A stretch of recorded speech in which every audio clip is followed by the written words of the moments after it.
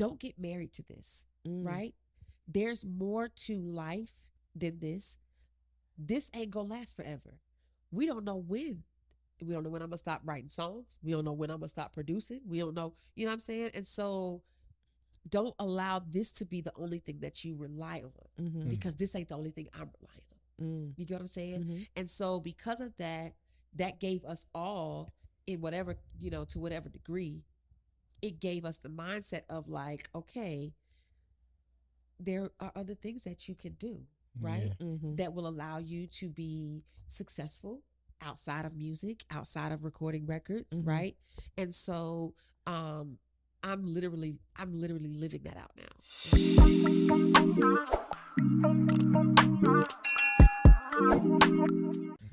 Recording heavy. What you say? Which take is it? All right, so welcome to the So Let's Talk About It podcast. We are joined today by our sister, Mrs. Charmaine Broome, better known as I Ain't No Chef, but I be chefing. Hashtag, are you okay? Period. Are you okay? You are not okay. You are not okay.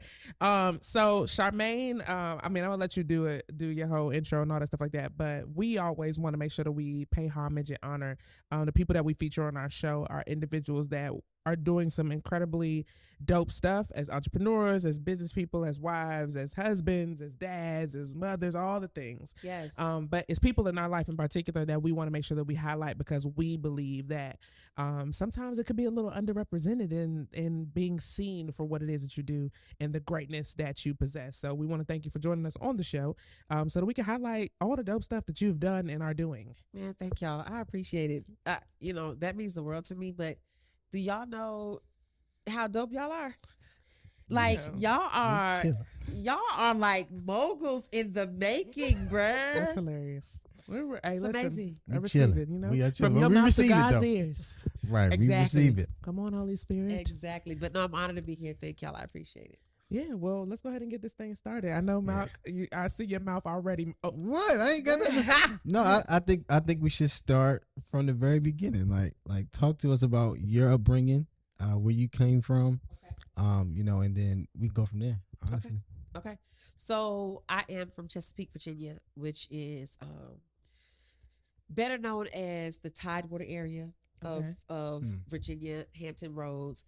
And where I'm from, we have something called the Seven Cities. So that consists of Chesapeake, Virginia Beach, Norfolk, Portsmouth, Suffolk, Newport News, and did I say Hampton already? Hampton. And so that's where I'm from, born and raised. I am a singer. Yes. I am a wife. I am a bonus mom. I am a bio mom in waiting. I think I still am.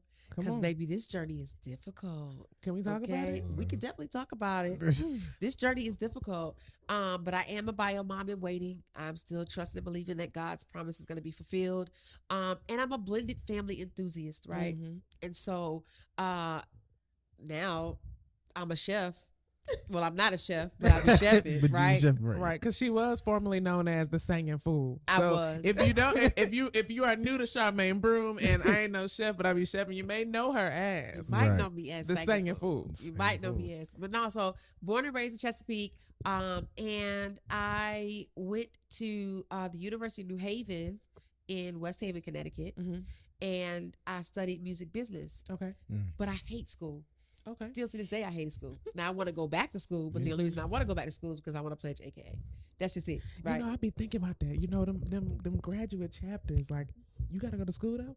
Yeah, absolutely.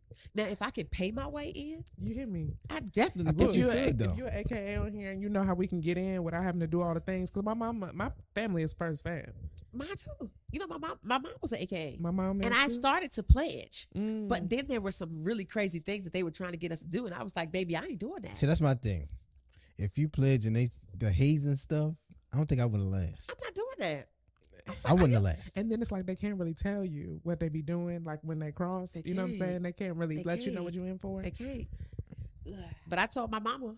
I called my mama one night. I said, I don't know if I'm gonna be able to do this because they want me to do this and this and this. And my mama said, "Do I need to come up there?" Ooh. I said, "No, I'm all right." She was like, "Cause baby, you legacy. You not doing all of that. Mm. So, but nevertheless, I came offline, Mm-hmm. didn't complete the process, but I would go back to school just to do that. Mm. But I majored in music business management, and but I wanted to sing. That's all I wanted to do. Mm. And so I got put on academic probation because I didn't keep my grades up, lost my scholarship, and I came back home to be with my parents. I started doing taxes and selling cars, and I worked at Athlete's Foot. I held down 3 jobs, and it's so crazy that we're talking about this now, and I'm talking about this now because I'm doing a whole bunch of stuff now. Yeah. I've been doing this. Like, I ain't new to this. I'm actually true to this. For sure. That is crazy. But so I was doing all those 3 things, and then I got a phone call one day, and they were like, can you come do this record? And I was like, heck yeah. Mm-hmm. And ever since then, my whole my career was taken off. Let's talk about this because I wanted to Yes. know, how did you even get into music? How did you know that you had the gift to sing and all that stuff first, though? Well, I was actually, it's like it was passed down, like from my dad and my mom. Okay. And so my dad and my mom, they were both singers, but my dad was the minister of music at church. Okay. He was well known in the area for his music. Mm-hmm. Music was just a part of his whole entire life, even before he went to school, right? Mm. And so my whole family could sing, especially on my dad's side. Like, they had singing groups, and they were well known in their area. And so it's in my blood. And I believe, from what my mom and my dad told me when they were still alive, that I was 3 years old, and I was standing in front of the TV, and Whitney Houston was on the TV, Mm-hmm. and she was singing, how will I know? How will I know? And I was Sing. trying to emulate that. That's crazy. And when the way that I emulated it, my parents were like, She got it. she got it. Ooh. And so it was from that moment, from what they have told me, that they begin to cultivate that, and they begin to nurture that. Mm-hmm. And they didn't stop. Mm. Even when I was, in my latter years, when I wanted them to stop, Yeah. they wouldn't stop, Mm-hmm. because they obviously saw something in me that I just at that time didn't even see in myself. Mm. I'm grateful for it now, Mm. but back then I was like, I don't want to sing again. Like, again, you want me to lead another song in church? No, I don't. I feel like church kids, when you grow up in church, it just be like, do that dance for your auntie, and it'd be like, this is not even fun no more. Like, I thought this was cool, but you making it really, really, really overbearing. But your first gig now, so you go do the record. Do they tell you who you singing for when you go to do it? He called me. Oh, it was him. It was him. Oh God. was Let's him. tell the people who he. Duh. Okay. Who is So it's Kirk Franklin, he? right? Yeah. Even still to this day, the top selling gospel artist in SoundScan history. And it's crazy because the type of child that I was, and I still am this type of person in real life, right? But I was so bold Mhm. growing up. Mm. I was fearless. Mhm. Like, you're not gonna tell me no, and even if you do tell me no, I'm gonna do it anyway. Mhm. And so I grew up saying, like, if I would see somebody in the mall that I felt could help advance my career, I'm going to say, can I sing for you real quick? Mm. And if they said no, I would just start singing anyway, because I believed that strongly in my gift and Mhm. how I just knew, like, you going to wish you wouldn't have told me no. Right. Right. And so I would kind of get a thrill out of it sometimes, Mhm. and so I would, I would sing for them. And 9 times out of 10, that would turn into some type of meeting, Mhm. whether it became a long lasting work relationship or not. You still knew who I was. Mhm. Right. And you still heard me. Mhm. And so that's the attitude that I had my whole life. And so I was a part of an organization called the Gospel Music Workshop of America. Mhm. For short, it's GMWA. Mhm. And I would go every summer. My dad would write songs, and he would have a record that we would record every year. And so back in the day, Kirk would come, because at that time he was just huge. And so, not that he's not any longer, but you know what I'm saying? So he would come, and he would do a concert for the kids. And so we were in like youth rehearsal one day, and he came through to just thank everybody for letting him come. And for whatever reason, I was like, can I go to the bathroom? When he was leaving, I was like, I gotta go to the bathroom. So I ended up walking out, I was bored. I didn't really have to use the bathroom. I just wanted to get out. And I saw him. And so for the first time, I was scared. You Like, scared to sing? I was scared to even approach him. Got it. Okay. And so I was like, nah, I ain't gonna do that. But then I saw his wife. And so I was like, okay. So I walked up to her and I said, hi, told her who I was. And I said, how can I get your husband to hear me? She was like, oh, well, you can send your record to, would you woo it for your soul? I was like, no. Like, I'm talking about like now. And she was like, oh, okay.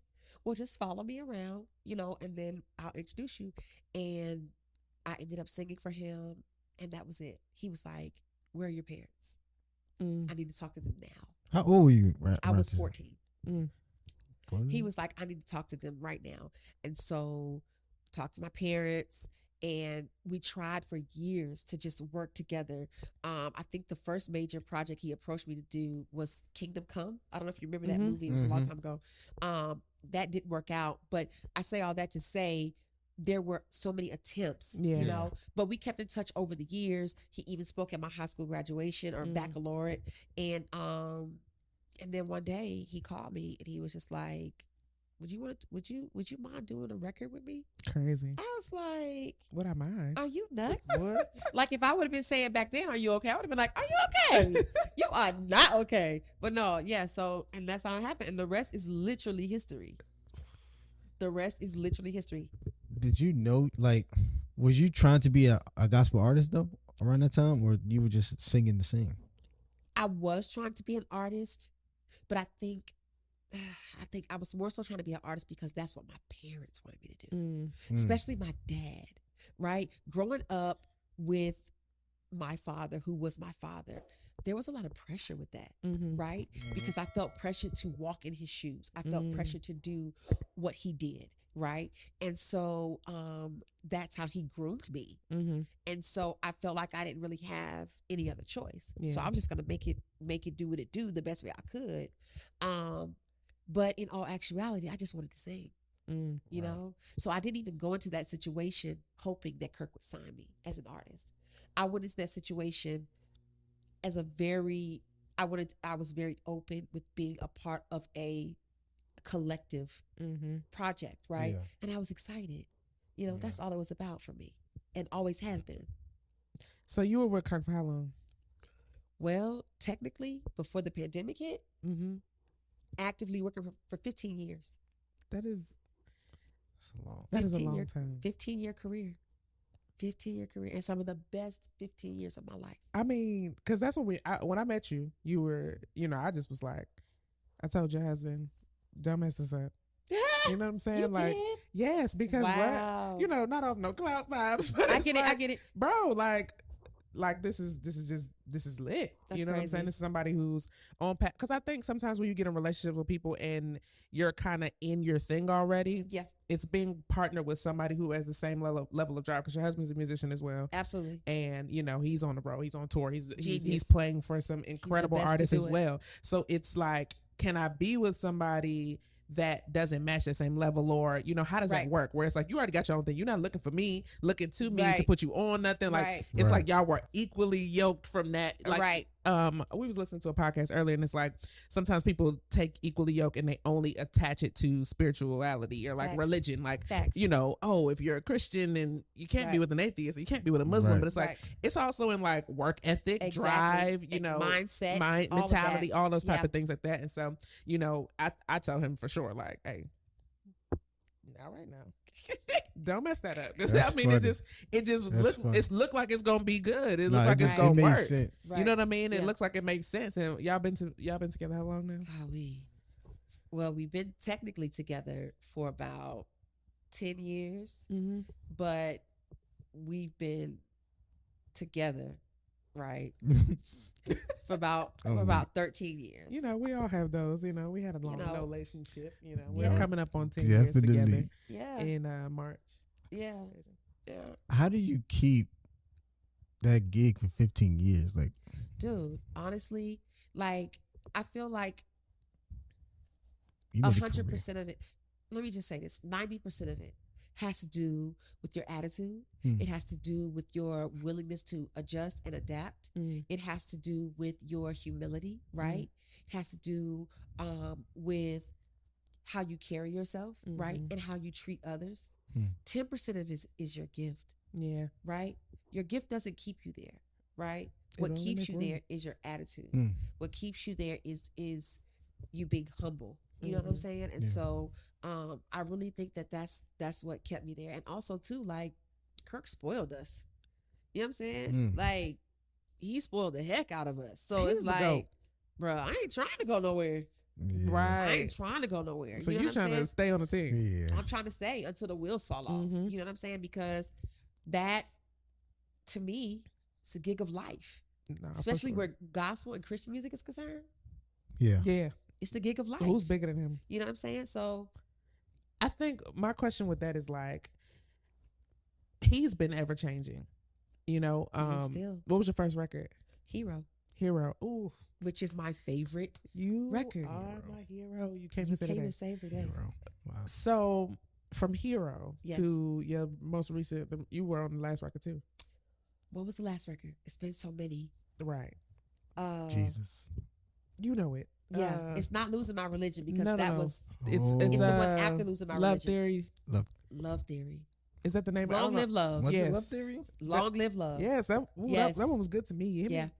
So it's like when you look at like his career and being with him for that that long, before you got there, Kirk was silver and gold. You know what I'm saying? Absolutely. Like the evolution of Kirk Absolutely. Franklin Absolutely. in particular, like being able to see that front row and center. Yeah. What did that teach you about business? What did it teach you about your gift and being able to adapt and change? Because I don't even know how old Kirk is.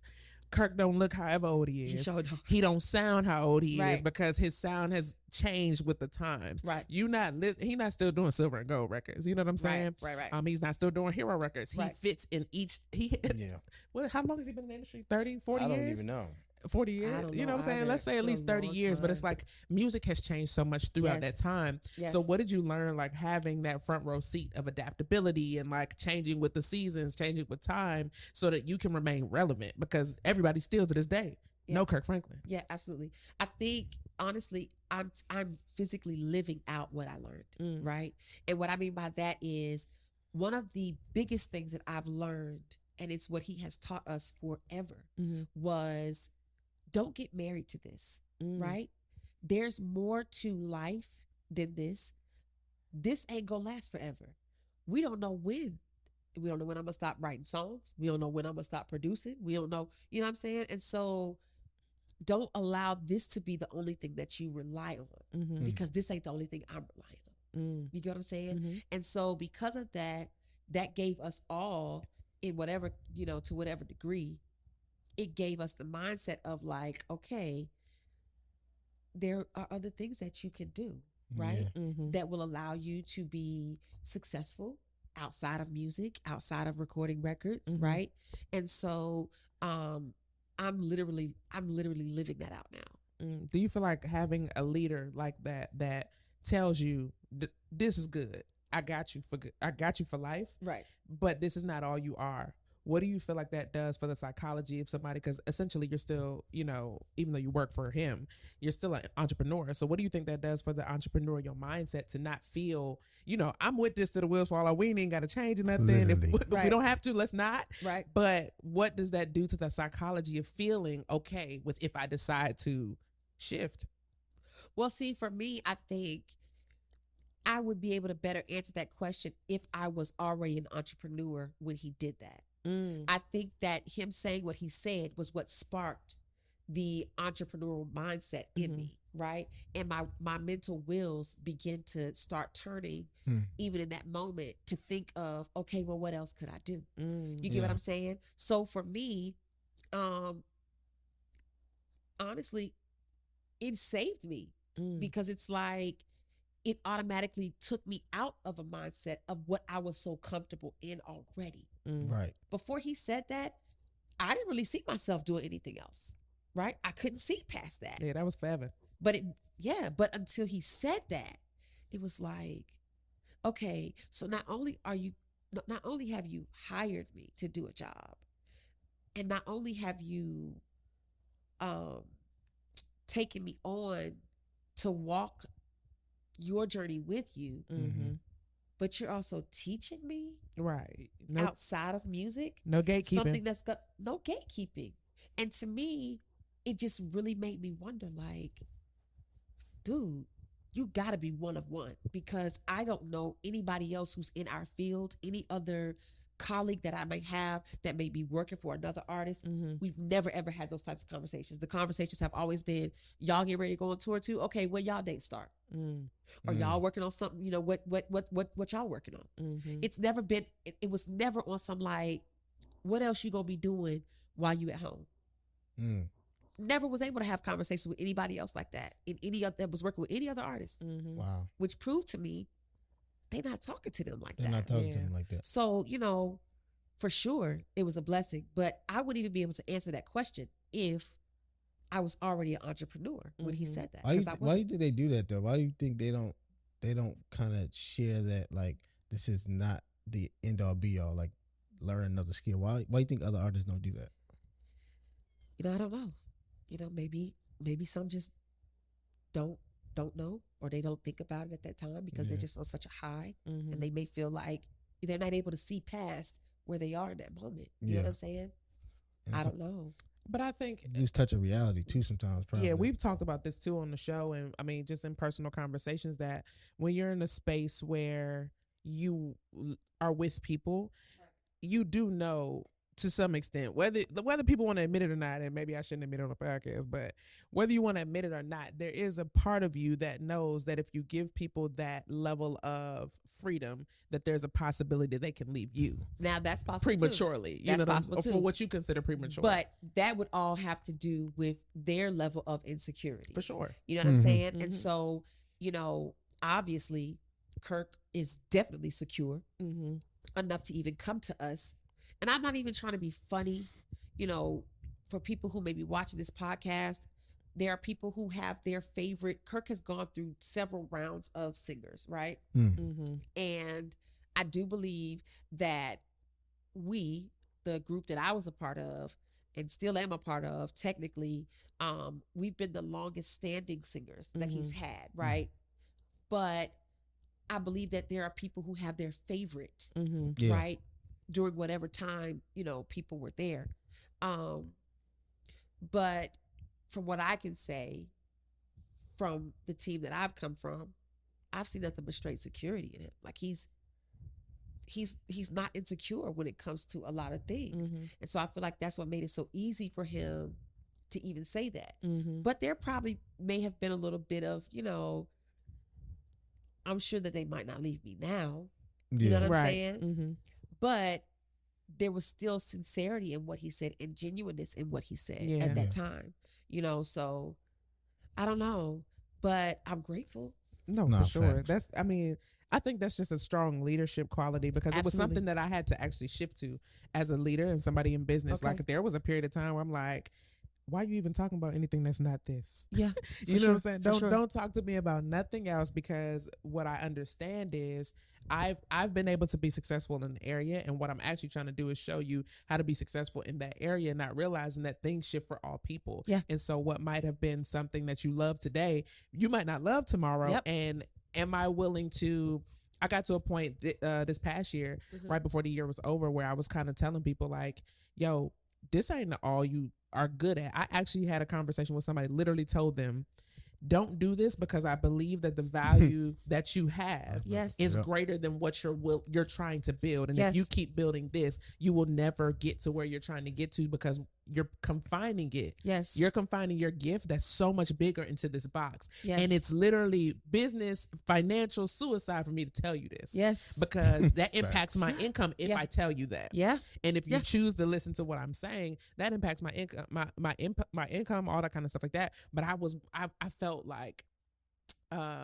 fulfilled in what do you call it? In church, they call charging.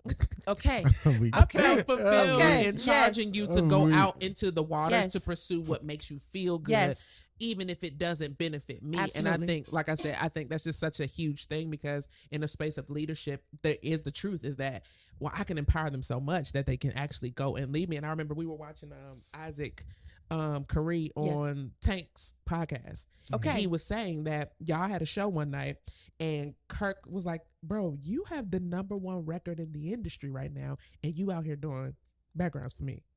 Go push your record. Yeah. When I heard it, I said, boy, what? Yeah. Right. That is, I mean, such a great lesson on leadership and love for people. For sure. You know what I'm saying? For sure. And even in that conversation that I'm talking about when he was telling us, this ain't it, he began to tell us, think of other things that you want to do, right? Where you can make extra streams of income, right? Whether it's write a book, whether it's whatever. He even said to us, if you want to go back to school, I'll pay for it, right? Wow. I will pay to help you start a business, like whatever you want to do. And I just feel like, yo, we need more leaders like that. Yeah. Can you imagine where many of us would be right now if there were more leaders like that? So shout out to Kirk Franklin. Shout out to Kirk. Because I want to talk about when you got married. Yes. It's still a pivot in life. And for us, when we got married, we were still hustling and bustling in our business. But for you, how was did you have to struggle between being a wife and your career at that time? Like, do you feel like you had to choose? Because y'all were on the road, both of y'all. Oh, yeah. Like, yeah, y'all was on the road crazy. I didn't feel like I had to choose. That's good. At all. And he didn't feel like he had to choose either. We were excited because we were, working for top artists. You know what I'm saying? And to us, that was like success, right? Now, even though, yes, bits and pieces of it were successful. Yeah. But because we've grown and evolved, right? We're 8.5 years in now. Yeah. We are beginning to experience things where we know, okay, this is success. You get what I'm saying? When I say this, like financial wealth, financial literacy, business ownership. You know what I'm saying? And so, but we didn't have to choose. We were having fun.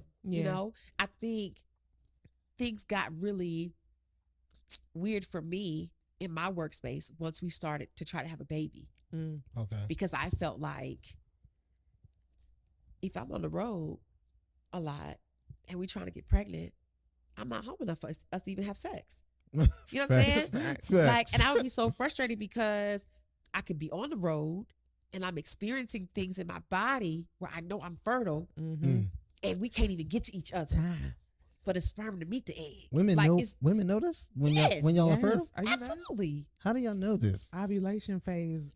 If you ever want to know, do you get horny during ovulation? Exactly. If you ever want to know when your woman starts to initiate, Oh yeah. That's absolutely. That's all right, fellas, look out. Absolutely. She start initiating. She trying to get pregnant. You might not be trying to get pregnant. What you said is, do women know when they're fertile? Yes, because that's when our bodies literally are. It's like a craving. Like, I need this. Exactly. So when men always talk about like women don't initiate, right? But then they randomly do. Yeah. That's when you know what's happening. Yeah. Absolutely. So that's when it became to just get a little weird for me, but I knew at the time I wasn't able to quit my job, right? Right. Because number one, God didn't instruct me to quit, and number two, I didn't want to quit. Right? That's we were family, so it's like, and I enjoyed it. You know what I'm saying? I love it, and so that's when it kind of got difficult. But we never had to choose. Yeah. Right. I never felt like I had to choose. That's good because I feel like. I just asked you this yesterday, didn't I? Like, you did. We talked about today. I said, when we have our second child, are you ready for that? Because you're trying to shift into a new career, and are you ready to take that time apart and step back if you're going to have another child? And I think that's a reality that a lot of people don't think about. Okay, and couples don't have the conversation around because I'm foreseeing like, okay, is there going to be resentment if you want a child? And you get it, but you're not feeling fulfilled in your career or whatever you want to do. Is there going to be resentment between me, the child, or whoever? You know what I'm saying? Yeah, there's a lot more I think that women have to endure with the thought of wanting children. It's career, it's setback, it's get back. It's so many different things where it's like, then it's like, you have a moment where you're kind of figuring out what's the best time, or like you saying, like, I'm on the road. I don't even have time to have sex. Oh yeah. That's crazy. I never even like thought about that. Yeah. Like, dang, I'm living my life. I have this incredible career. I want to start a family, but now I have to feel like I'm gonna have to choose. Right. That's crazy. I mean, but I definitely want to, I mean, we talked about this earlier before the show, but like, you know, your fertility journey and all that kind of stuff like that. Like, how has that impacted, strengthened, or challenged your relationship, your career? Ooh. In the beginning, it was very difficult, right? Tario and I were highly impacted. And I will say, you know, it's not that you put the blame on one person versus the other, but I could put the blame on myself for this particular conversation piece because I wanted a baby so bad. And for me, because I didn't know a lot about it being hard to get pregnant. I didn't understand why. Yeah. And so because I am always up for a challenge and, you know, I'm very competitive in a lot of areas, I took on that approach when it came to our pregnancy journey. And he didn't have that same approach, right? My husband is, you know, he's extremely faith-based. I'm faith-based too, but I'm more reality-based too. Yeah. You know what I'm saying? You like me then. So, right. So like, for instance, like when the pandemic hit, you know, I'm just like, bruh, how are we going to pay this mortgage? Yeah. You know what I'm saying? We already behind a month.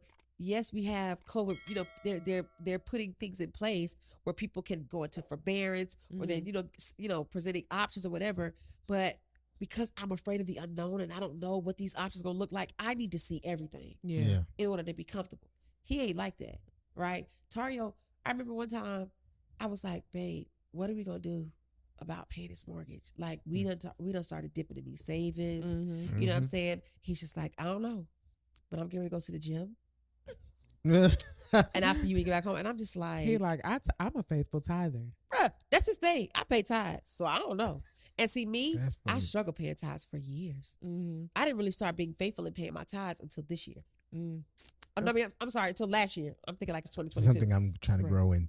Yeah, but I even brought up the conversation for reasons such as this. Yeah, so for me, it's like, you know, but when he's on his way back home from the gym, he's like, I got 2 calls while I was gone to do some programming, and it's paying X amount of money, and what that amount of money was paying was like at least 3 months worth of bills. Wow. You know, so for him it's like, girl, relax.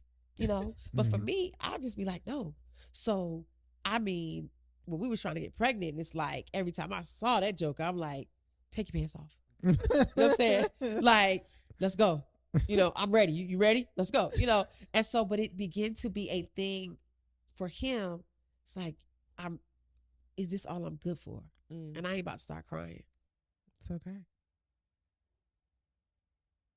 Stop, Brittany. It's okay. I get it. I but get it's it. like, I you know, know, when and we it were trying. crushed me. Yeah. Because I'm like, I don't ever want you to feel that way. Like a piece of meat. I don't want you to feel like a piece of meat. You know what I'm saying? And so that was the straining part. And I just had to really get to the point to where I'm like, all right, God, okay.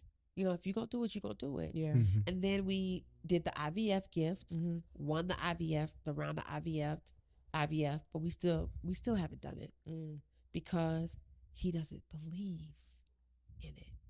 So he's like, I need the Lord to himself. God is going to come do on down it. and say, he's going to give us a miracle. And I'm like, fool, this is the miracle. Do you know how much IVF costs? Right. Yeah. And it's free for us? It's free? Come on, dude. And it's What? free. It's free still, waiting on us It's whenever. still free. Oh, And then it turns into, we're not putting that medicine in your body.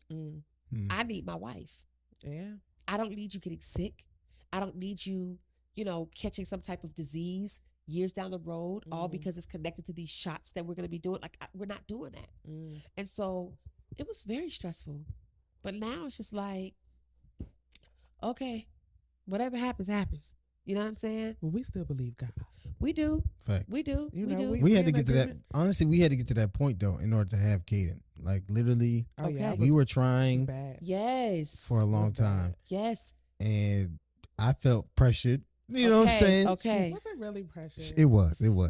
She even she was about to have us get tested. Like she got tested Really?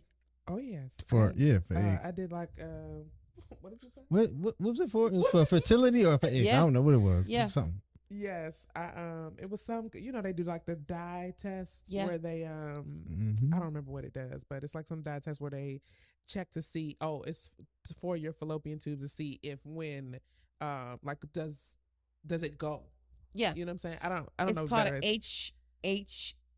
Oh God, I can't think of it. But I'm just talking about where they Yes. push the fluid up to see if your Mhm. fallopian tubes Yes. your fallopian tubes are clear. Mhm. We've done that too. I got Yeah. sick as a dog. Did you get sick? I don't even recall. Oh my God. I know I got a bill.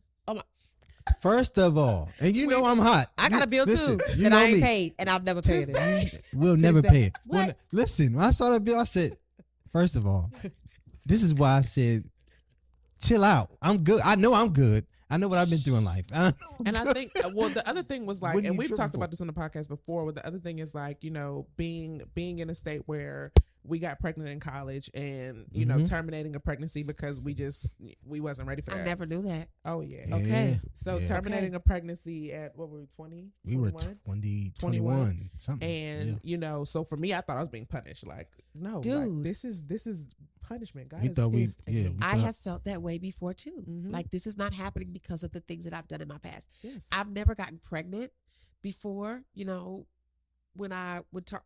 Tari and I got married, do I believe I did have an episode where I felt like I did have a miscarriage, something that I've never shared publicly, Wow. right? But before then, I was just sexually active. Yeah. Yeah. You know what I'm saying? Knowing goodness well, my parents taught me, Yeah. this ain't what you do. Yeah. Right. You know what I'm saying? Because you grew up in the church, they Mhm. teach you Purity. heaven or hell. Yeah. You have all of these different things that are just thrown at you, and so I'm like, this is punishment. Yeah.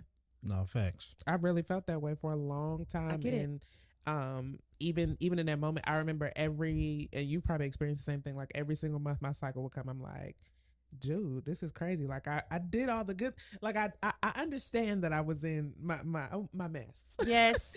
But now that I'm out my mess and I'm And trying I'm- to do it right, like the least you can do is on the, you know what I'm saying? We And made it. Tario has said that too. He has said that many times. He's like, God, I'm doing it right this time. Right. You know what I'm Right, saying? right. Like, I've even had a child out of wedlock. Mhm. And I know that it wasn't pleasing to you, but now I'm doing it the right way. And I'm trying to have a baby with my wife. Yeah. Mm-hmm. Like, why? Like, Why? why are we having to go through this? Those moments didn't last long because, he gets himself together real quick. It's a man thing. It's weird. It's like Me, they go I- take a shower and they come back. It's like they washed off their worries. They come back regular. It's so weird. It's called suppression, and it's Okay. not healthy, Okay. but it is effective to get through the next thing of life. You know what I'm saying? Like if I had been as worried as you, I don't think we would have had our child. You know what I'm saying? Like When you were was drunk literally and like, high. you need to get What tested. I'm like, babe, I'm not getting tested. I'm good. I was just trying to make sure the swimmers were swimming. Yeah, I'm like, what are you talking So about? you never got tested? No, I never did that. So let me ask you I'm this. not doing it. Because, see, And I saw her bill. Hell no, I'm not doing that. this will make me scream. Crazy. No, like for me and Brittany, maybe you're able to kind of expound on this too. Like Tario did get tested. Mm-hmm. He got a whole sperm analysis, and he got stuff for days. But for me, it wasn't like he was reluctant Mm-hmm. when I asked him to do things. Mm-hmm. Right? How did that feel for you? Did you feel unsupported? Yes, in those moments, because it was so. I think the issue became like everybody around me started getting pregnant, but they weren't trying. Baby, yes. So I'm like, I remember I had a dream about his best friend and his wife. And they also had they were on the podcast before, they had their first child out of wedlock, our goddaughter. Okay. And then they end up getting pregnant the day she goes to go get birth control. Well, finding out that they were pregnant, they go to birth control. I had a dream about it the night before. Okay. He calls Malcolm. He said, guess what? I said, she's pregnant. And they're like, dang, how you know that? Uh-huh. And the crushing weight of like, Oh yes. rage. I remember I Oh, called yes. my best friend. I was like, I'm a terrible person. Why do I feel so Yeah. wrong about Right. like, why am I upset at Right. you for you, and I think because he goes, we wasn't even trying. And I'm like, Yeah, he did say that. nigga, are you okay? Jokingly said, You are "Yeah, not No. okay. And so I'm like I'm in the room and I'm like, my skin was hot. Yeah. So now I'm like, you need to go get tested. I got the ovulation kit. Yeah. I'm testing that every single month. And I'm just like, why wouldn't you want to support me in this? And he's like, because we're fine. It's just not time. Ooh. And I'm just like, what do you mean it's not time? Yeah. Like, Yeah. what do Yeah. you mean? It's Going like, off. and I'm like, because for me, for so long, because of a terminated pregnancy when I was in college, he told me, and then following that, he told me when we were in college, I want to propose to you, but I can't Okay. because I know you want to get pregnant because of that.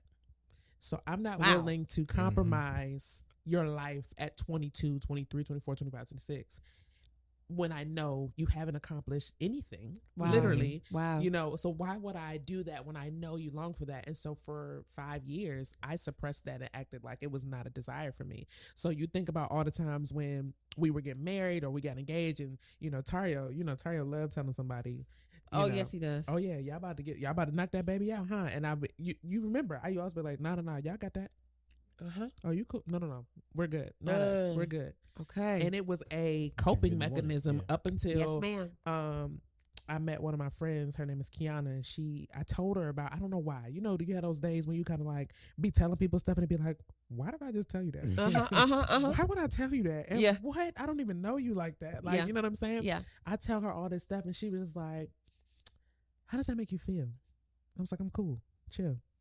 You know, Cole, Brittany. Yeah. A Yeah. lot of the people on the podcast, you guys are actually getting a whole version of me that I have just become, because I would never. I'm like, Literally. no, cool, chill. Yeah. Don't bring me that. I'm good. Yeah. Trust me, I'm cool. Don't worry about it. And she was like, what does that mean? Like, what do you mean you're cool about it? Like, and I'm like, nigga, shut up. Yeah. Like, stop Yeah. asking me more Yeah. questions. Yeah. And I remember pulling into the parking deck, and we was living in Buckhead in high rise. I remember pulling into the parking deck, and I could not get that question out of my head. Okay. How does that make you feel? How does that make you feel? And I'm like, what? No ways. Why do you, what? Shut up. Yeah. And over time, like, I realized that I had this want that was so buried deep inside of me. Yeah. Because of my sin. You know what I'm saying? Yes. And not to mention, like, the first time I've ever told anybody, I just told my parents before the podcast came out when I talked about it. Really? So you talk, yes. My Wow. parents just found this out last year. That's 9 years ago. You know what I'm saying? And so for the amount of years that it was inside of me, hiding it, not only do I feel this way, I feel bad for what happened. I feel bad for what I did to fix it. Yeah. Then I feel even worse because it's a secret. Yeah. You know what I'm saying? Yeah. So now it's a ghost that's Yeah. haunting me for my whole life Yeah. that nobody knows about. Yeah. And so in that moment when I actually decided to allow myself to heal in those moments, I think that's where we got stronger, because we had to have conversations about stuff that we hadn't talked about in years. Yeah. Which this is why, like, and even in premarital counseling, Yeah. we had this whole thing about why, men, they love saying women don't like to initiate sex or they feel unwanted. Okay. Yeah. And we were having a conversation, and I was like, I'm afraid to get pregnant again because I ain't doing that no more.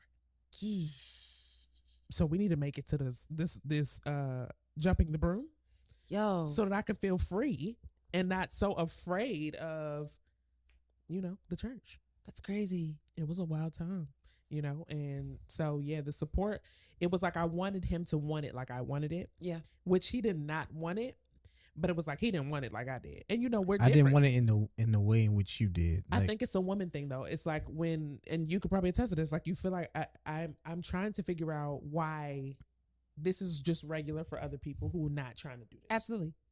And not even that. Why is it happening for people who don't want it? Yes. That part. Do you get what I'm saying? And say that. And then to add insult to injury, I was going through a season where I didn't even want to go outside, because if I would go outside, go to the store, it's babies all around me. Mm-hmm. If I'm going to Target, it's babies all around me. Mm-hmm. If I'm going to Michael's, Right. it's babies all around me. And then not only that, you got mamas who cussing their child out in public. And it's like, girl, why would you, are you crazy? And then I'm just like, God, I would never do this to my child. Mm-hmm. So like, what's going on? Mm-hmm. You know what I'm saying? So I would hide. I wouldn't go out. I just stay in the house. But then I don't even know what occurred, but I literally got to a place where I was like, I need to find something else to do with my life that's going to not mask the pain, but just help me to get my mind off of it. Because you become obsessive. You become, when I listen to me, there were times where I would go, when I would be on the road with Kirk, we would get per diem every day, right? I would save my per diem and I would use my per diem and I would drop hundreds of dollars on pregnancy tests. Wow. At one time. Wow. At one time. And I would take the test every day. And then I would take it every morning, right? Because they tell you to take it first urine. Yeah. And then if that was negative, I would take one late afternoon just to make sure I didn't have a defective test. Right. I got addicted. But that addiction just created more anger inside of me. Even though you weren't even having sex. Even though I wasn't even really having sex like that. Now there were times where, you know, Tario would come out on the road, like maybe once, or if I had an off day, I would fly to where he was. But there was always still a chance for me. Yeah. I got at least 5 days that these swimmers is living up in here. Right. So yeah, you something about to pop up. It's really, it becomes a, like, what's that movie? Obsession? Yes. Like, it really does. It is an obsession, and it is a bad obsession. And then you're doing it but sneakily, because you're not telling your husband. Yep. I was taking them ovulation tests 100% every, and that's not even get to them, because I didn't even know nothing about them then. Oh. I just learned about ovulation tests maybe about 4 years ago. Oh, yes. And because I knew that I had spent so much money on pregnancy tests, I started joining giveaways where they were giving you free ovulation tests, and I would win it too. And I would win them joints. I would win them joints. You hear me? Like, okay, because I was determined. Yeah. You know, but at some point I got to a place where I said, you know what, I got to start doing something that's gonna take up my time. Yeah. Because this isn't useful for me right now. Right. And so that's when I started, I wrote the children's book.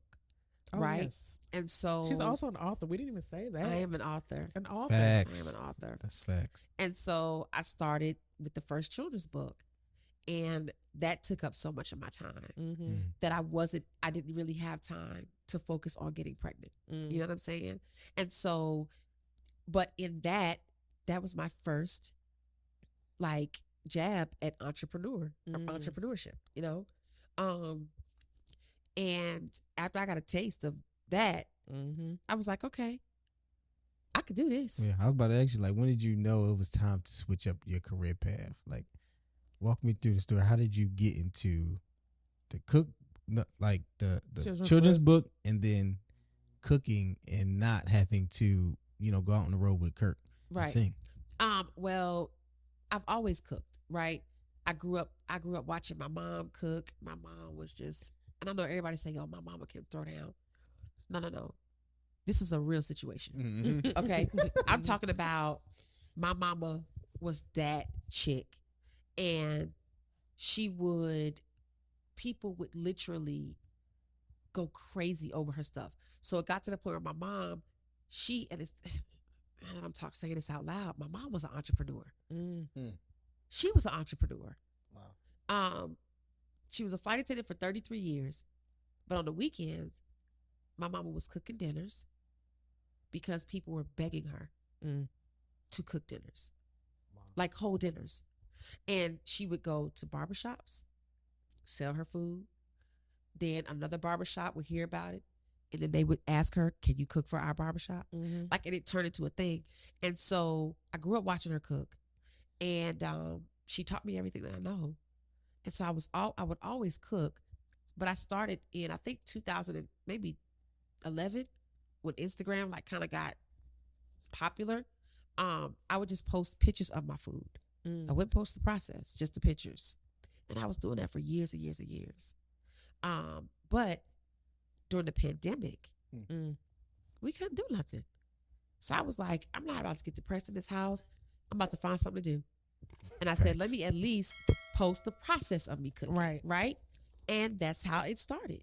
And so I was posting, and then I posted one video. And from that one video, I got an invitation from Instagram to earn money and to monetize from that video. And that changed the game for me. Because I was like, for a lot of us, boy. Now you mean to tell me Right. you about to pay me to do what to I was do gonna this? do anyway. But I'm to do already doing what I'm doing anyway? Okay, cool. Say less. exactly. So I kept doing it. I got that first check, and I was like, oh, I don't really know if I want to do anything else. Like, I'll do these Kirk dates, you know what I'm saying? But I'm gonna make extra money doing this too, you know?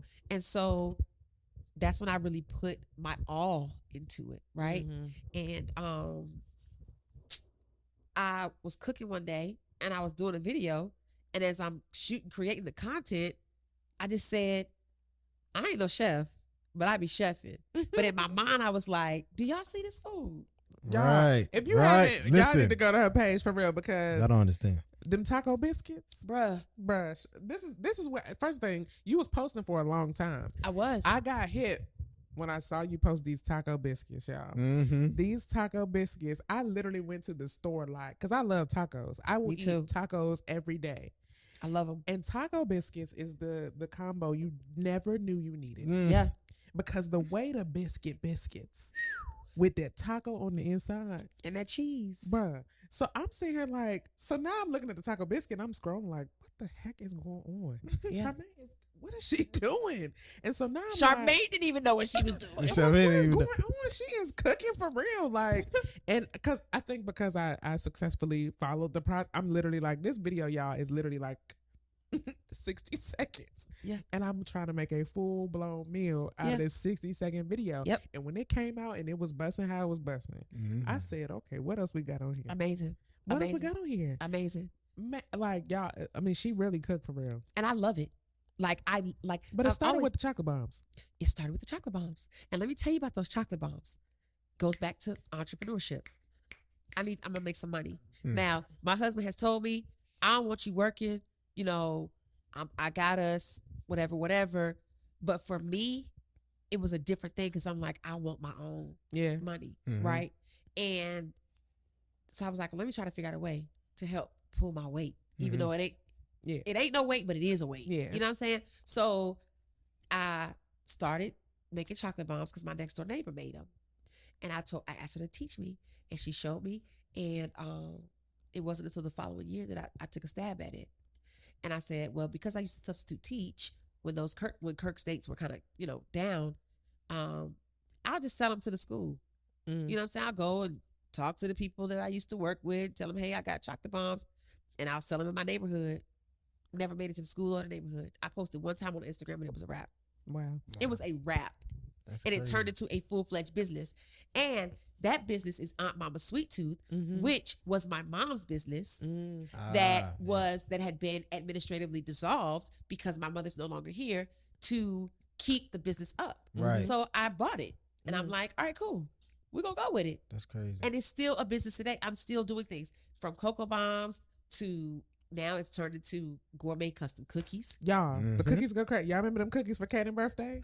Like, and I love it because it just allows me to, I am a creative. Yeah. I'm a creative. And what I've learned during the pandemic is I am not just tied down to one form of creativity, right? How dare I lived for so long, and shame on myself for diluting who I really am and what I can do. Yeah. Do you feel like the dilution comes because it's like you're in a place where you have two things or multiple things that you're good at, where it's like, just which one do I pick? You know what I mean? And then it's like when the one that you do pick takes off, then it'd be like, well, I do kind of like this other stuff. Right. What do I do? Well, when I talk about diluting, I diluted myself for 15 years when I was with Kirk because I was comfortable. So I didn't even give myself the opportunity to even open my mind even to though he what told you else to. I could do. Huh? I said, even though he told you to. Even though he told me, and mind you, he didn't tell me on day one. I'm talking about this may have been maybe year 10, Right. you know? And so I was already 10 years in the game. Yeah. And even still, I got it, but I didn't get it. Yeah. It's hard to see your life past that, though. In 10 years, you know what I'm saying? Yeah. I literally probably left the table like, I got time to figure it out. Yeah. You know what I'm saying? Not really knowing. No, you don't. Mm. Because you don't know what's about to happen. Right. I didn't know a pandemic was going to hit. Right. And then, like, we were on the set of Sunday Best rehearsing. I remember we talked about it. You called me. And production came in like, We're everybody done. out. We're going home. Because this is a real thing. And I was like, it's over? That quick. That fast. Wow. That fast. So can you imagine if I would have really took what Kirk said at that time 5 years ago. and started applying pressure to what he was telling us? Yeah.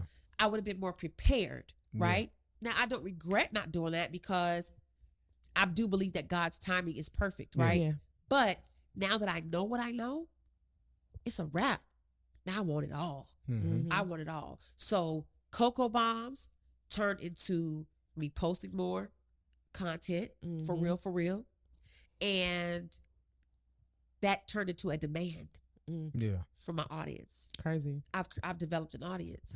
And so now the audience that I have is majorly from what they've seen me do with Kirk, right? Right. But they've stayed around because they see that I'm a genuine person. I'm dope. I'm cool, whatever. And now it's turning into a inspirational thing. Yeah. People are motivated Yeah. because they're like, how the fool? Because it's a crazy pivot.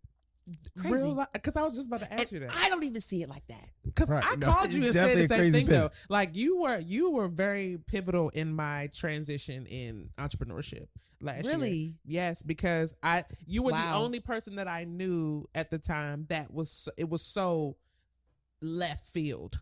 Like cooking and singing are not normal things that go together. They are not things that it's like not just a smooth transition. You know what I'm Okay. saying? Yeah. Like my mom was in childcare and now she's a regional director of childcare centers. Okay. You know what I'm saying? Okay, Like, yeah. You're not you're not in it, but you're like you're still in the same arena Right, of space. right, Or like right, people right. who play sports. We know Shaquille O'Neal, but now he's a sports commentator. It's Yeah. the same thing. Yeah. Cooking and touring do not coexist. Completely don't. different. You know what I'm They saying? don't. Unless you was on the road making meals. Now, there was a time, I believe on the Hero Tour, we were cooking on that tour. But that was in 2006. Right. So Right, the that's so thing long being ago, like yeah. because it was so different and what I was feeling led to do was so different. And somebody asked me that last week. They were like, why not just shift in the arena? Why are you moving to a whole new arena space? Like you're not even. And I was like, because I seen somebody else do it. You know what I'm saying? And I've seen them be successful in that. But my question for you was going to be, how important do you think, or what would you share with somebody who's so afraid to post something different because Yeah. it doesn't correlate To change with it what up. people know you for? You know what I mean? Right. What would you share with them in regards to making the transition or just being comfortable with posting it because you bored and you posting? Right. Who it's for is for. Mm. Who it's not for, it's not for. If they get it, they get it. If they don't, they don't. Yeah. But that shouldn't stop you from still doing what you want to do. You get what I'm saying? It's all about being confident in what you feel you're doing. Period. Mm-hmm. I didn't care. I wasn't even thinking about what nobody else was going to say. And it wasn't even like a thing where I was like, should I think about, or should I, you know what I'm saying? I was more concerned about the ideas that were coming to me that were corny. Mm. You're a singer, so do a singing cooking show. Are you crazy? That's so predictable. You know what I'm saying? Like, What would you be doing? Like yeah, I no, cannot. I'm not doing that. Big Mama, your Girl, hello, your arm is on fire. No, I'm not doing that. Like, to me, that's corny. Like, I'm going to cook the food Yeah. because You didn't need a gimmick. I didn't need a gimmick. I didn't need a gimmick Mm. because what I was doing was already authentic enough. Mm. You get what I'm saying? So, you know, and it's other things. Like, when I tell you the pivot is so crazy, like like I told you, I never even saw it that way. But I'm Yeah. beginning to see it now Oh yes. because there are other things that are happening Mm-hmm. outside of I Be Chefing, right? That have nothing to do with singing, Yep. ain't got nothing to do with cooking. Okay? Like, I'm into business now, like Yeah. business credit, Yep. building business credit. You show me something one time, That over. That's all you need. it's all That's I need. So I'm in a place now where I don't know how many people who are watching who are familiar with business credit, but you have a paydex score, which is to your business what your FICO score is to your personal. I've developed and grown a perfect business credit score. So now I'm teaching other people how to do that. And now I've used what I've learned in business credit and the funding that I've gotten from business credit to scale and grow another business, which is a vending machine business. Yes, it is. It has to do with food, but I don't care about none of that.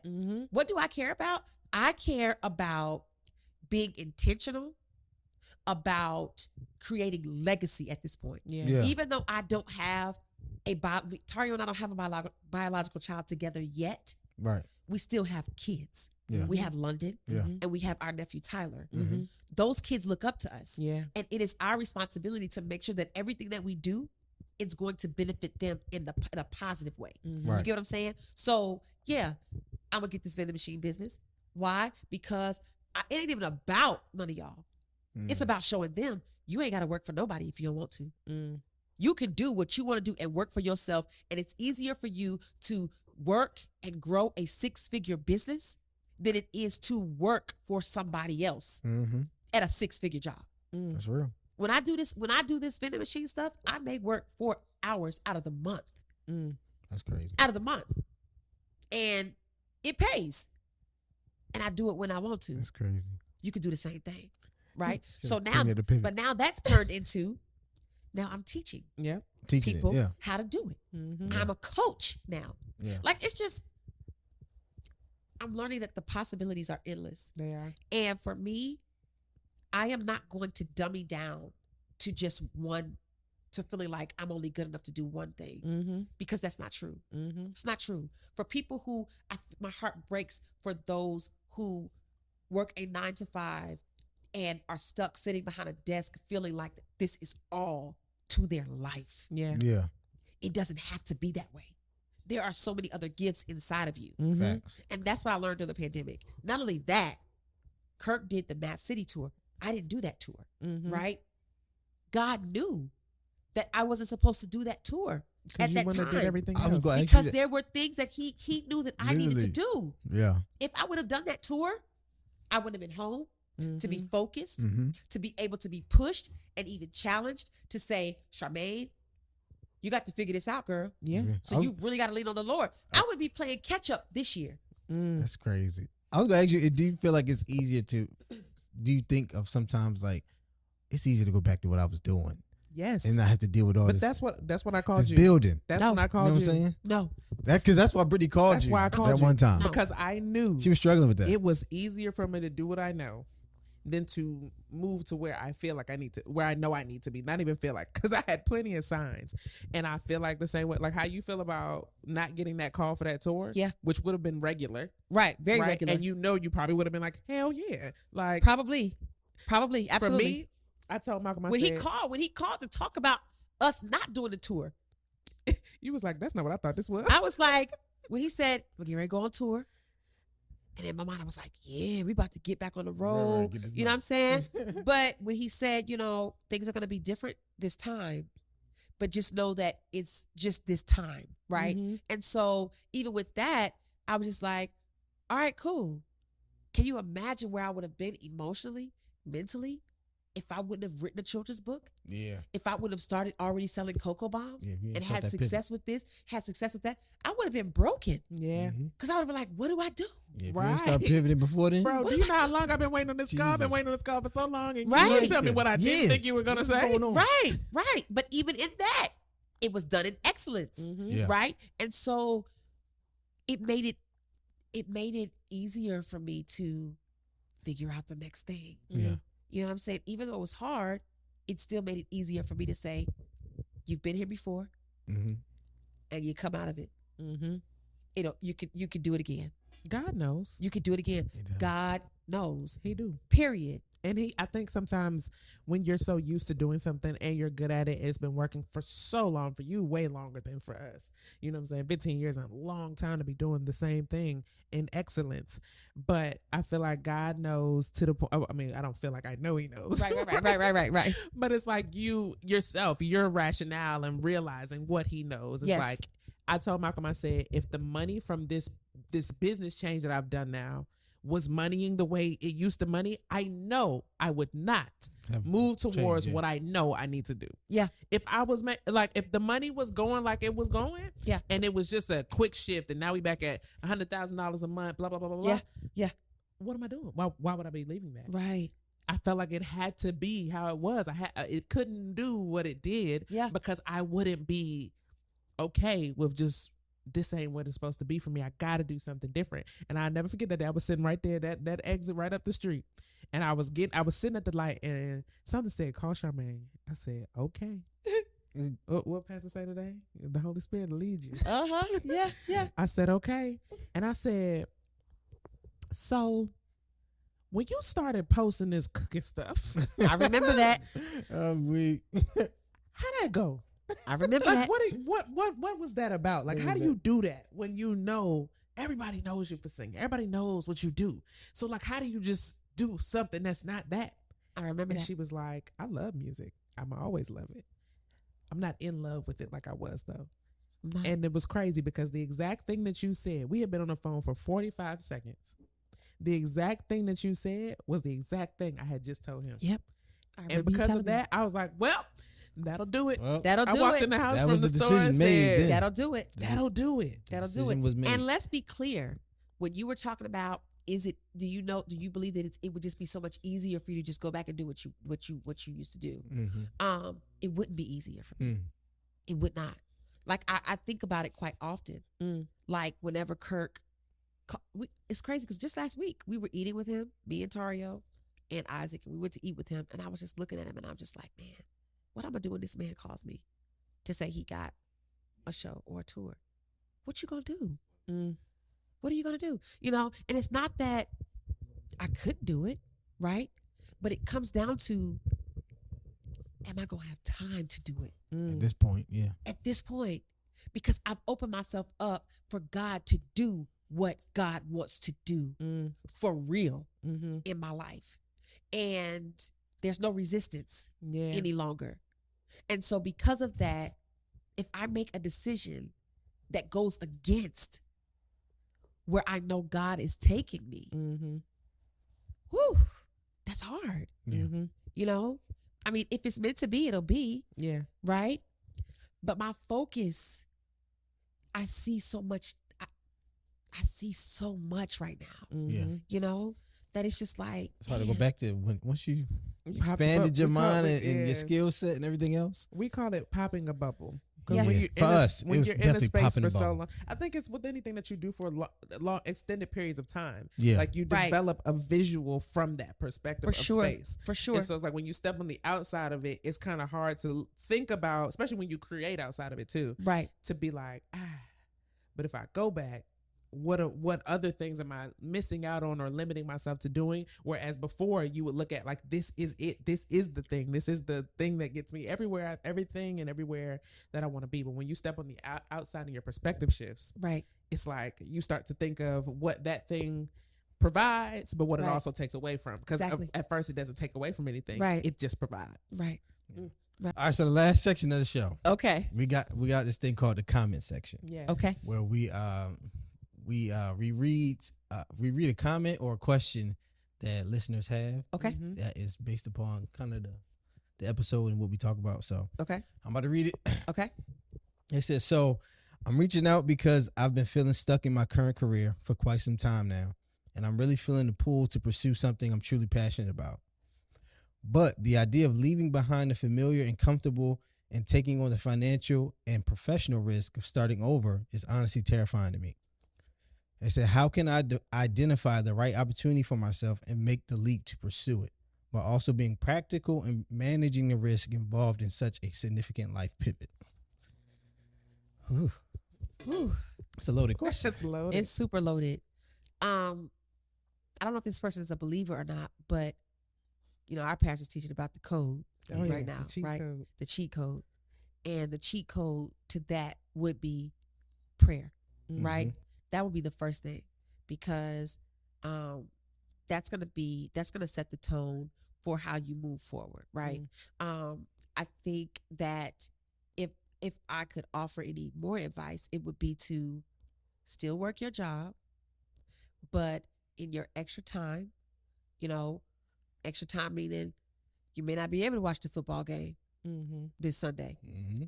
Take that 2 hours, 3 hours to really find something, whether it's literature, whether it's something on Instagram, TikTok. I wish I would have listened to you years ago about TikTok. TikTok, I see why the government is trying to ban TikTok. Yes. Yeah, you absolutely. Yeah, it's a powerful tool. It's a powerful tool. It will teach you anything that you want to know. Yeah. Whatever that passion is, type that passion in, right? And see what comes up based off of that word. And just allow God to connect the dots for you. Yeah. You know what I'm saying? You'll know. You'll know when it's time to quit that job and go full force. Go full throttle. Step out on faith. Yeah. Facts. Step out on faith. To me, it sounds like this person has either responsibilities that are that's why they're dealing with like a battle between should I take the risk and should I not be safe? Should I be safe? Should I take the risk? Because they probably have some kind of thing pulling them to be in a safe and manageable space. Right. And like you said, prayer. And I would be praying for wisdom. Absolutely. Because at this point, you need probably something that is going to keep you in this season. Right. But also they need to be working on their gifts and talents. Facts. And maximizing the time that they have. And for me, I think I even struggle with that. Like, should I take a risk in this area? But I got a whole family. Like, whatever move I make, and this is what men struggle with. Okay. Whatever move we make, we know it affects our children, but our fiance, wife, whoever, our family entirety financially. So we try to make the best decision possible. Right. And sometimes it seems like we're anal about things or we're just, we're not moving, but no, we're trying to move in a way that it makes the most sense for the entire picture. I believe that. And if this is a boy or a woman, I don't know who it is, but that would be my advice is to seek wisdom. Yeah. And Sure. I would say they both spoke to you on the spiritual side of it. From the natural side of it is there's a way to prepare yourself to do those things to where you can have the flexibility and the comfortability to make those moves. And one is look at this other bit. Like one, you have to be building it, like Charmaine said, on your free time to know what it's able to produce when you don't have time. Yeah. Because a lot of people feel like once they get free time and they're free of this thing, they're going to do more of that thing. And you're not. You're never going to do that, because if you haven't learned how to manage it, if with little, it's the same. I think I said this on another episode. Like, it always applies. If you cannot manage what you have in the little season, with the little time or whatever, you are not going to be able to understand how to do it when you have large quantities of it. Yeah. So in that time, figure out how to make that thing profitable, at least, so you know before you jump out there that there is some need for what you're doing. Exactly. You know what I'm saying? Exactly. People be out there leaping, and it's like, I did that. My first stint in entrepreneurship was web development. And I just think because it's a very high skilled, business opportunity, that everybody needed it. But what I didn't understand was marketing. I didn't know how to put myself out. I didn't know how to do all the other things that business would require for me to now get the clients that I needed to get to pay my bills. Yeah. Right. And so I was charging people out the, going crazy on them, because I don't know if I'm gonna get another gig. You know what I mean? Yeah, and so you have to learn the skill sets that are going to be required to run that business, but learn how to, do other stuff. But the biggest thing that I want to say is financially, work your job until your business can make you double or triple what you would make on that job. Yeah.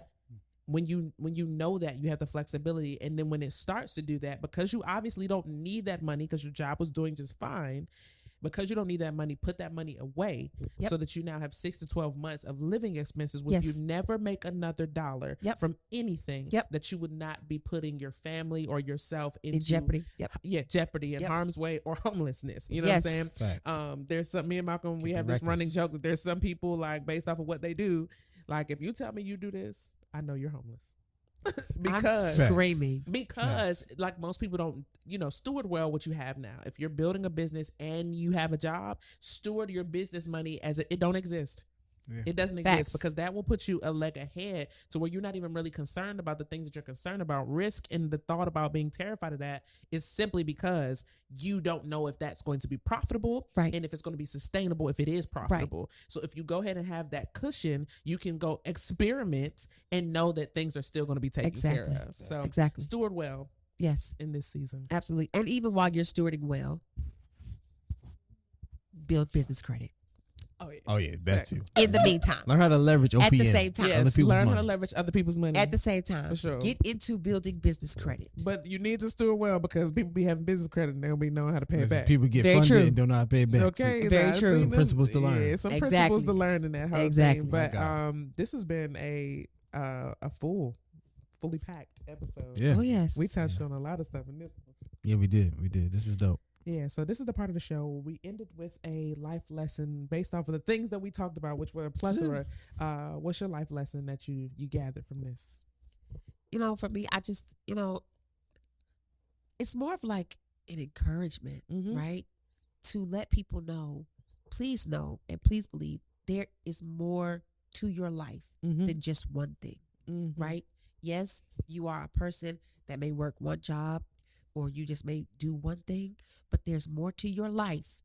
There has to be something that you've experienced in life that is Mhm. a solution to a problem Mhm. that people need. Yeah. Think about that thing. And when you get that thing, act on that thing. Mhm. You get what I'm saying? And that will take you from A to B. Mhm. And then eventually that'll take you from B to C Mhm. until you get all the way to Z. Mm. You know what I'm saying? Yeah, I love that. Yeah. My life lesson will be just post it. Just post Just it. post it. Y'all, I did this yesterday, right? I had this post. My lash was flicking up a little bit. So I'm like, I don't really want to post it because I don't want nobody to be like, her lash is about to fall off. But I post it. I look back after we go to lunch. It has 10,000 plays. I believe it. I didn't say anything on the video. I believe it. I Crazy. said not a word.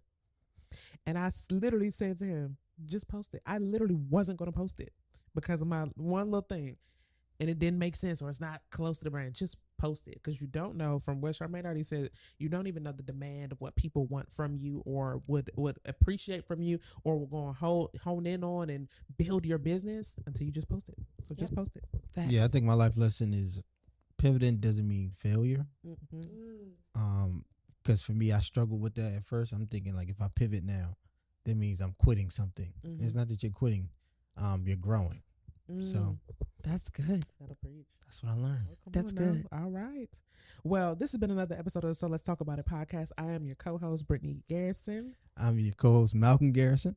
And you can follow me at Brittany Danelle on all platforms. You can follow me at Malcolm_2_ Garrison. And this is our incredible guest, Charmaine Broome. Tell everybody where they can find you, where they can purchase from you. Absolutely. So you can find me on Instagram, Charmaine Broome. You can find me on Facebook, I Be Chefin', TikTok, I Be Chefin', YouTube, I Be Chefin'. I just dropped a brand new YouTube show. A complete season is done. The full season isn't out yet, but parts of the season are out. And so make sure you check that out. Follow, like, subscribe, share, tell your friend and tell a friend. That was corny because you hear that all the time. That's good. Tell a That's friend and good. tell a friend. No, but seriously though, tell a friend to tell a friend. Okay. And you can visit my website, Yes. www.ibchefin.com, where you can find merch. You can find my cookbooks, ebook, handheld book. It's probably not even called that. It's not a paperback. It's like a what is it Spiral? called? Well, Is it a I mean, it spiral? is It's a hard copy. it is a hard copy. There you Okay. go. Yeah, there It's you a go. hard copy, Hard right? copy. Okay. But yeah, man, I'm really excited. And not only do I be chefing, but I be vending. She do be vending. Okay. She be Right. business I be credited. vending. I be business credited. I'm about to host my very first 8-week deep dive. Hey, let's get it. I've never on done now. it a day in my life, Come on now. but it's a part of the pivot, right? Yes. There's more to me than just 1, 2, 3, 4, 5 things. I want all of the things. When does it start? Starts February 1st through March 22nd. Oh, sorry. By the time this comes out, guys, you're going to have to catch the next 8 weeks. It's okay. It's okay. But follow, right? www.ibchefin.com to stay on top of what's coming next, because I'm going to do it again. So Awesome. Well, For sure. listen, we love it. Hey, listen, I'm excited. So yeah, do all the things that she said. So let's talk about it podcast. Like, share, subscribe. Tell a friend to tell a friend. Tell your mama. Tell Period. everybody. You know what I'm saying? Share this. What do we say? Like, share, subscribe. If you're listening on Apple Podcasts, make sure that you rate and review and subscribe to the show. And anywhere that you listen to your podcast. And we'll see you guys on the next episode. We out. Bye.